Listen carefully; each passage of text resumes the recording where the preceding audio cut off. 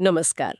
आज हम भारत और पाकिस्तान के बीच एक ऐसे सीमा विवाद पर बात करने वाले हैं जो दशकों से चला आ रहा है, सर क्रीक। जी।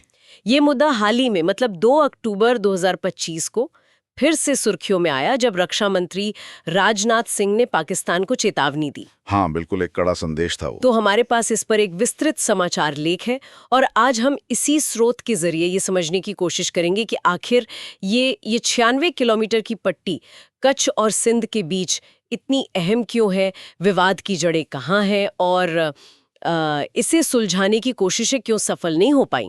चलिए इस उलझी हुई कहानी को परत दर परत खोलते हैं। बिल्कुल, और ये देखना दिलचस्प होगा कि कैसे एक पहली नजर में शायद गैर जरूरी सा लगने वाला दलदली इलाका हाँ इतना जटिल बन गया है। जी। इसमें सामरिक, आर्थिक, ऐतिहासिक कई पहलू जुड़े हैं। ये सिर्फ जमीन का टुकड़ा नहीं है। तो सबसे पहले बिल्कुल बुनियादी सवाल, ये सर क्रीक है क्या आखिर? नक्शे पर तो बस एक पानी की लकीर सी दिखती है गुजरात और सिंध के बीच। हाँ, वो तकनीकी रूप से ये एक 96 किलोमीटर लंबा ज्वारीय मुहाना है, टाइडल एस्चुरी जिसे कहते हैं। अच्छा। स्थानीय लोग शायद इसे पहले बाणगंगा भी कहते थे। ये अरब सागर में खुलता है और कच्छ के रण को सिंध से अलग करता है। लेकिन इसे सिर्फ पानी की लकीर समझना वो ठीक नहीं होगा। क्यों? मतलब क्या खास है इसमें? ये इलाका बहुत दुर्गम है, दलदल, कीचड़, मैंग्रोव के जंगल। यहाँ जमीन और पानी का फर्क करना ही मुश्किल है कई जगह। और स्रोत बताता है कि यहाँ जहरीले सांप जैसे रसेल वाइपर, बिच्छू, ये सब बहुत हैं। ओह। और फिर मॉनसून। हर साल जब मॉनसून आता है तो क्रीक में बाढ़ आ जाती है। पानी फैलकर आसपास के नमक के मैदानों को ढक लेता है। तो मतलब वहां रहना तो मुश्किल ही होगा। हाँ, इसलिए वहां कोई स्थायी आबादी नहीं है। और यही दुर्गमता इसे निगरानी के लिहाज से एक बहुत बड़ी चुनौती बनाती है। छिपना आसान है, घुसपैठ करना आसान है। समझ गई। एक ऐसा इलाका जहां प्रकृति ही सबसे बड़ी चुनौती है। तो फिर सवाल ये उठता है कि ऐसी मुश्किल जगह के लिए दो देश इतने सालों से क्यों उलझे हुए हैं? आपने सामरिक और आर्थिक कारणों का जिक्र किया था। पहले सामरिक महत्व को देखते हैं। रक्षा मंत्री का वो बयान कि कराची का रास्ता क्रीक से होकर गुजरता है, ये सुनने में काफी गंभीर लगता है। बिल्कुल, ये बयान सर क्रीक के सामरिक महत्व को आप कह सकते हैं बिल्कुल निचोड़ कर रख देता है। देखिए, पाकिस्तान के लिए ये उसकी दक्षिणी सीमा का एक बहुत अहम हिस्सा है, खासकर कराची की वजह से। हाँ बिल्कुल। कराची जो पाकिस्तान का सबसे बड़ा शहर है, उसका आर्थिक केंद्र, प्रमुख बंदरगाह, वो यहाँ से ज्यादा दूर नहीं है। अच्छा। तो किसी भी संघर्ष की स्थिति में ये इलाका एक संभावित मोर्चा बन सकता है। पाकिस्तान की चिंता कराची की सुरक्षा को लेकर है। और इसीलिए वहां सैन्य तैयारी भी होगी। जी, स्रोत में जिक्र है कि पाकिस्तान ने इस इलाके में अपनी सैन्य मौजूदगी बढ़ाई है। ऑपरेशन सिंदूर जैसी कुछ घटनाओं के बाद वहां बंकर बनाने, रडार लगाने, फॉरवर्ड बेस बनाने की खबरें आई हैं। फॉरवर्ड बेस मतलब? ऐसे ठिकाने जहां से ड्रोन ऑपरेशन या जरूरत पड़ने पर पैदल सेना, इन्फेंट्री को जल्दी से तैनात किया जा सके। और जाहिर है भारत भी चुप नहीं बैठा होगा। बिल्कुल नहीं, भारत ने भी अपनी तरफ से पूरी तैयारी रखी है। किसी भी तरह की घुसपैठ या जिसे रक्षा मंत्री ने दुस्साहस कहा, उसे रोकने के लिए मजबूत सैन्य और अर्धसैनिक बलों की तैनाती है। बीएसएफ वगैरह? हाँ, सीमा सुरक्षा बल बीएसएफ की जो वाटर विंग है वो यहाँ लगातार गश्त करती है। कोस्ट गार्ड भी है। लेकिन जैसा हमने कहा, इलाका मुश्किल है, निगरानी चुनौतीपूर्ण है। यहाँ एक और चिंता की बात आती है, आतंकवाद। स्रोत में 2008 के मुंबई हमलों का जिक्र है। वो आतंकवादी समुद्री रास्ते से आए थे। हाँ, ये भारत के लिए एक बहुत बड़ी चिंता है। मुंबई हमले के आतंकवादी कराची के पास से ही नावों में बैठ के निकले थे। हालांकि वो सर क्रीक से नहीं आए थे। नहीं, वो सर क्रीक के रास्ते नहीं आए थे, लेकिन उस घटना ने हमारी समुद्री सुरक्षा की कमजोरियों को एकदम सामने ला दिया था। और सर क्रीक का जो भूगोल है, कई छोटी छोटी धाराएं, दलदल, मैंग्रोव, ये ऐसे घुसपैठ के लिए एक संभावित रास्ता बनाता है। चाहे वो आतंकवादी हो या तस्कर। हाँ, आतंकवादी, तस्कर, जासूस, कोई भी इसका फायदा उठा सकता है। इसीलिए भारत यहाँ अतिरिक्त सतर्क रहता है। ये तो है सामरिक बातें। अब आते हैं आर्थिक पहलू पर। हाँ। स्रोत कहता है कि यहाँ तेल और गैस के भंडार हो सकते हैं। ये कितना बड़ा फैक्टर है? ये बहुत बड़ा फैक्टर हो सकता है। अभी ये संभावना के स्तर पर है, लेकिन माना जाता है कि सर क्रीक के नीचे और आसपास के समुद्री इलाके में, जिसे ऑफशोर एरिया कहते हैं, हाइड्रोकार्बन यानी तेल और गैस के बड़े भंडार हो सकते हैं। लेकिन अभी मिले नहीं हैं। अभी तक कोई बड़ी खोद या खुदाई नहीं हुई है क्योंकि ये विवादित क्षेत्र है, लेकिन इसकी संभावना ही इसे दोनों देशों के लिए, खासकर भारत जैसे देश के लिए जो अपनी ऊर्जा जरूरतें पूरी करने के लिए आयात पर बहुत निर्भर है। हाँ, हम तो तेल बाहर से ही मंगवाते हैं ज्यादातर। बिल्कुल। तो अगर अपने ही समुद्री क्षेत्र में तेल और गैस मिल जाए तो ये अर्थव्यवस्था के लिए बहुत बड़ा बूस्ट होगा, इसलिए ये संभावना इसे बेहद कीमती बना देती है। तेल गैस के अलावा और क्या है? मछली पकड़ने की बात भी थी। जी हाँ, ये क्रीक और इसका मुहाना, मतलब जहाँ ये समंदर में मिलता है, वो परंपरागत रूप से मछली पकड़ने का एक बहुत समृद्ध इलाका रहा है।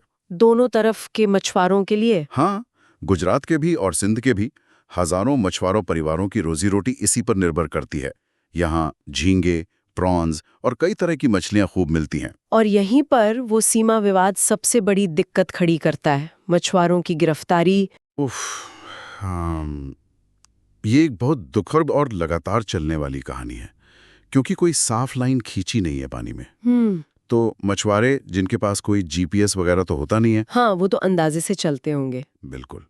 वो अक्सर अनजाने में भटककर दूसरे देश के पानी में चले जाते हैं और फिर उन्हें पकड़ लिया जाता है। और फिर उनकी नावें, उनका सामान सब जब्त। हाँ, नावें जब्त, मछली जब्त और खुद महीनों, कभी-कभी सालों तक जेल में। सोचिए उनके परिवारों पर क्या बीतती होगी। उनकी तो पूरी जिंदगी तबाह हो जाती है। ये तो वाकई बहुत गंभीर मानवीय मुद्दा है। जी, और सैकड़ों मछुआरे इस वक्त भी दोनों देशों की जेलों में बंद बताए जाते हैं। और इसका एक और आर्थिक पहलू है, ईज़ाग वाला। स्रोत में इसका जिक्र था। ये क्या चीज है? Exclusive economic zone. हाँ, EEZ यानी एक्सक्लूसिव इकोनॉमिक जोन। ये अंतर्राष्ट्रीय समुद्री कानून UNCLOS के तहत आता है। इसके मुताबिक हर तटीय देश को अपने तट से 200 नॉटिकल मील यानी करीब 370 किलोमीटर तक के समुद्री इलाके में, अच्छा, काफी दूर तक। हाँ, उस 200 मील के दायरे में जितने भी संसाधन हैं जीवित, जैसे मछली, या निर्जीव जैसे तेल, गैस, खनिज, उन सबको खोजने और उनका इस्तेमाल करने का विशेष अधिकार उसी देश का होता है। तो सर क्रीक का इससे क्या लेना देना? लेना देना ये है कि आपकी तटरेखा कहाँ से शुरू होती है, उसी से आपका EEZ नपेगा। अब सर क्रीक में सीमा कहाँ है, इसी पर तो झगड़ा है। अच्छा। अगर सीमा पाकिस्तान के दावे के मुताबिक क्रीक के पूर्वी किनारे पर है, तो भारत की तटरेखा थोड़ी अंदर मानी जाएगी और उसका EEZ अरब सागर में कम हो जाएगा। और अगर भारत के दावे के मुताबिक बीच में है, तो फिर पाकिस्तान का EEZ प्रभावित होगा। तो ये लड़ाई सिर्फ उस 96 किलोमीटर की क्रीक की नहीं है, इसका सीधा असर हजारों वर्ग किलोमीटर के समुद्री क्षेत्र और उसमें मौजूद खरबों के संसाधनों पर पड़ता है। समझ गई। ये तो मामला काफी बड़ा है। तो अब आते हैं विवाद की जड़ पर। पाकिस्तान क्या कहता है और भारत क्या कहता है? जैसा मैंने अभी बताया, पाकिस्तान कहता है कि पूरी की पूरी सर क्रीक उसके सिंध प्रांत का हिस्सा है। पूरी क्रीक? हाँ, वो सीमा रेखा को क्रीक के पूर्वी किनारे, यानी जो भारत की तरफ का किनारा है, उस पर मानता है। और इसका आधार क्या है? उनका मुख्य आधार है 1914 में बॉम्बे सरकार का एक रेजोल्यूशन। उस समय सिंध बॉम्बे प्रेसिडेंसी का हिस्सा था। तो सिंध सरकार और कच्छ के जो शासक थे महाराव, उनके बीच हुए एक समझौते के पैरा 9 और 10 का वो हवाला देते हैं। उनके मुताबिक उस रेजोल्यूशन में सीमा पूर्वी किनारे पर तय की गई थी। अच्छा। और भारत का पक्ष क्या है? भारत कहता है कि नहीं, सीमा क्रीक के बीचों बीच होनी चाहिए, उस रेखा पर जो मुख्य नेविगेबल चैनल यानी नौवहन योग्य धारा के मध्य में पड़ती है। और भारत का आधार? भारत का तर्क अंतर्राष्ट्रीय कानून के एक स्थापित सिद्धांत पर आधारित है, जिसे कहते हैं थालवेग सिद्धांत। थालवेग प्रिंसिपल। थालवेग सिद्धांत। ये क्या होता है? थालवेग सिद्धांत ही कहता है कि अगर दो देशों के बीच सीमा कोई नदी या पानी का रास्ता है और वो रास्ता नेविगेबल है, मतलब उसमें नाव या जहाज चल सकते हैं, तो सीमा आमतौर पर उस रास्ते के मुख्य चैनल की मध्य रेखा यानी बीचों बीच मानी जाती है। तो भारत का कहना है कि सर क्रीक नेविगेबल है। हाँ, भारत का तर्क है कि भले ही ज्वार भाटे से पानी घटता बढ़ता है, लेकिन मछुआरे तो अपनी नाव के लिए इसका इस्तेमाल करते ही हैं, तो ये नेविगेबल है और इसलिए थालवेग सिद्धांत लागू होता है और सीमा बीच में होनी चाहिए। और पाकिस्तान इस थालवेग सिद्धांत को क्यों नहीं मानता? पाकिस्तान कहता है कि सर क्रीक कोई पारंपरिक नदी नहीं है, ये तो बस एक ज्वारीय मुहाना है, टाइडल एस्चुरी है, इसलिए नेविगेबल नहीं है और इसलिए थालवेग सिद्धांत यहाँ लागू नहीं होता। वो कहते हैं कि 1914 वाला रेजोल्यूशन ही मान्य होना चाहिए। वो 1914 वाला रेजोल्यूशन? जी, और वो एक 1925 के नक्शे का भी जिक्र करते हैं जिसमें कथित तौर पर सीमा पूर्वी किनारे पर दिखाई गई है। हालांकि भारत उस नक्शे को प्रामाणिक नहीं मानता। ये तो बड़ी दिलचस्प बात है कि स्रोत में एक कहानी है कि ये विवाद शुरू हुआ था लकड़ियों के ढेर पर झगड़े से 20वीं सदी की शुरुआत में। हाँ, कभी कभी ऐसे ही होता है, बड़े विवादों की शुरुआत छोटी लगती है। कहानी यह है कि क्रीक में बहकर जो लकड़ियां किनारे लगती थीं, उन पर किसका हक है, इसे लेकर कच्छ और सिंध के शासकों में झगड़ा हुआ था। और उसी चक्कर में 1914 का वो रेजोल्यूशन लाया। जी, ऐसा बताया जाता है। लेकिन आज़ादी के बाद ये मुद्दा असल में गरमाया 1965 के युद्ध के बाद। तब पाकिस्तान ने कच्छ के रण के एक बहुत बड़े हिस्से पर अपना दावा कर दिया था। लेकिन वो रण वाला विवाद तो सुलझ गया था ना, किसी ट्रिब्यूनल ने फैसला दिया था। हाँ, 1968 में एक अंतर्राष्ट्रीय न्यायाधिकरण इंटरनेशनल ट्रिब्यूनल ने कच्छ विवाद पर फैसला दिया था। भारत को रण का करीब 90% हिस्सा मिला था। पाकिस्तान का दावा ज्यादातर खारिज हो गया था। तो फिर सर क्रीक का क्या हुआ? यहीं पर पेंच है। उस ट्रिब्यूनल ने अपने फैसले में साफ साफ लिख दिया कि सर क्रीक वाले हिस्से से संबंधित प्रश्न को विचार से बाहर रखा गया है। ओह, मतलब उसे छुआ ही नहीं। बिल्कुल, रण का फैसला हो गया, लेकिन सर क्रीक का मुद्दा जस का तस रह गया और तब से आज तक अनसुलझाई है। तो क्या इसे सुलझाने की कोशिशें नहीं हुई? बातचीत? कोशिशें तो कई बार हुई।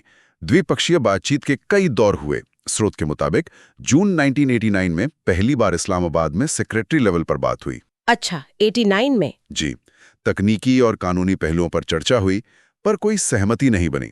फिर अगस्त 89 में दिल्ली में एक्सपर्ट्स मिले, फिर 90 में, 91 में बातचीत चलती रही। लेकिन नतीजा कुछ खास नहीं।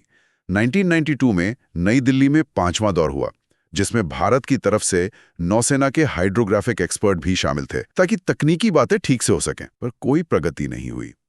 फिर करीब 6 साल का गैप आ गया।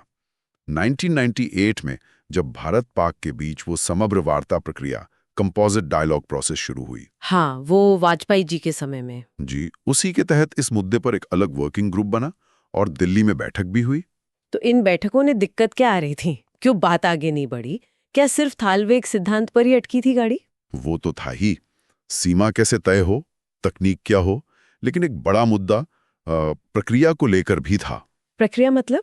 भारत हमेशा से कहता आया, शिमला समझौते के तहत, कि सारे विवाद आपस में बातचीत से द्विपक्षीय तरीके से हल होंगे, कोई तीसरा पक्ष नहीं। हाँ, ये तो भारत की स्टैंडर्ड पोजीशन रही है। बिल्कुल, जबकि पाकिस्तान चाहता था कि इस मामले को किसी अंतर्राष्ट्रीय ट्रिब्यूनल में ले जाया जाए या कोई तीसरा मध्यस्थता करे। अच्छा। स्रोत में विवेक काड़चू जी का जिक्र है, जो उस समय ज्वाइंट सेक्रेटरी थे।